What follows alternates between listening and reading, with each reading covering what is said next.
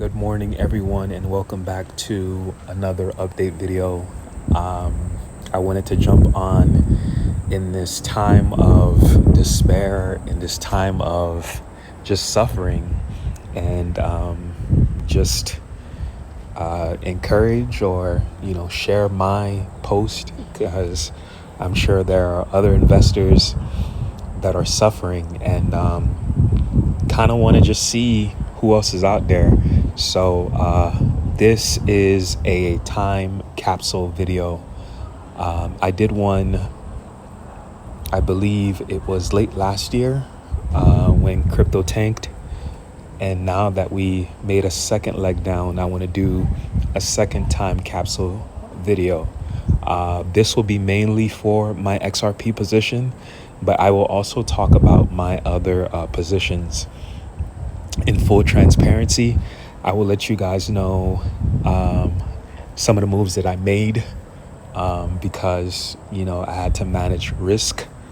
And I took some L's, to be honest with you. And it's part of the journey. There's definitely some lesson learned in this process. And we're going to continue to go forward and we're going to adjust.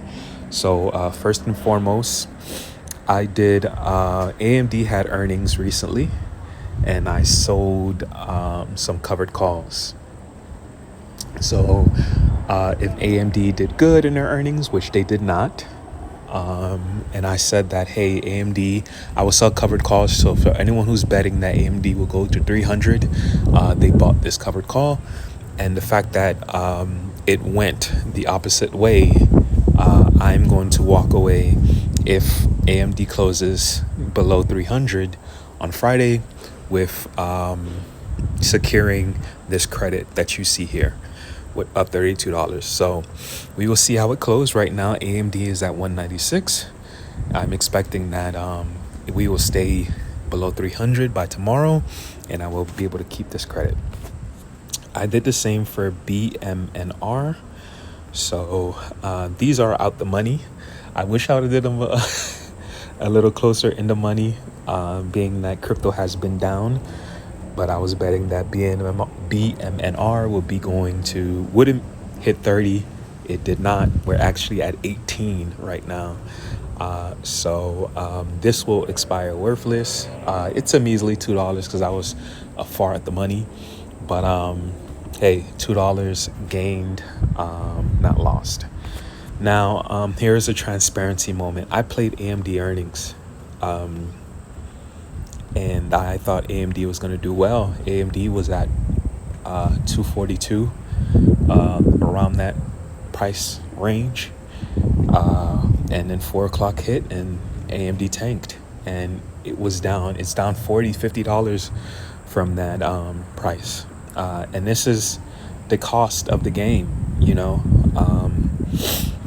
it's the cost of the game. And, I know it's a risk to play earnings, but, sometimes you have to take risks and you have to deal with the results. And this is just a full transparency moment.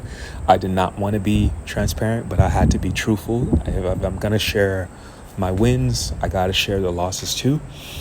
And now I'm less inclined to trade earnings now because, I took this big loss, and it's going down as a lesson learned, and it's going to make me a better investor, a better trader.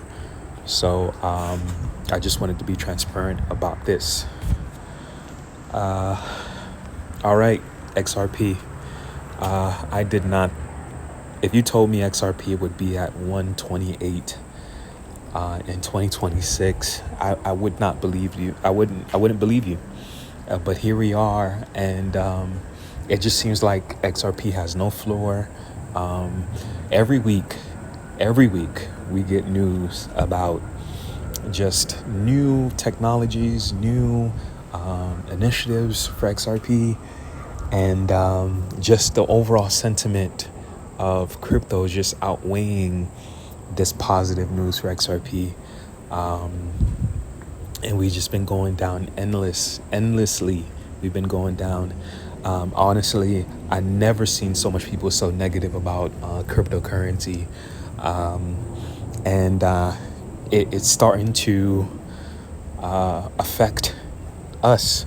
You know, I've seen people start to sell their crypto position. I've seen people start to doubt it and call it a scam and a Ponzi scheme. And the frustration is at an all-time high. The fear is at an all-time high. Honestly, I see no way out. And at the moment, I am worried. At the moment, I'm frustrated with this position. At the moment, I'm just tired of just buying the dip. I've been buying this since last year, January, and it's just continuing to go down, and to the point where it's like, will this ever go up to my cost basis? My cost basis seems so far away. Something that seems so familiar is so foreign now. But I have no choice but to hold. I'm not going to sell at a 44% loss, especially for something that's not a meme coin, something that has utility, something that it's the top 3 cryptocurrency right now as far as market cap. All the innovations that happen, all the ETFs that's happened, the lawsuit is behind us. I'm going to continue to hold XRP. Right now it's painful, but I'm going to hold it. And I hope that you hold as well. It's always darkest before the dawn. And that's a quote that I live by and want to share with you. BMNR, so the ETH Treasury Company, Chairman Tom Lee, someone that many people respect. This stock is down bad. It's down bad. And to the point where it's another frustration, another something that seemed so promising, something that seemed so had a potential upside, just seems like something that is just endlessly going down. But I'm a long-term investor, and I'm going to continue to hold this. I haven't averaged down like I should, and I should start averaging down. Maybe that's something that I do tomorrow when I get paid. But yeah. And AMD. So I am still up 70% on this position. I still believe in AMD long term. And although the earnings were great, they just didn't meet Wall Street's standard. So, we'll see next earnings.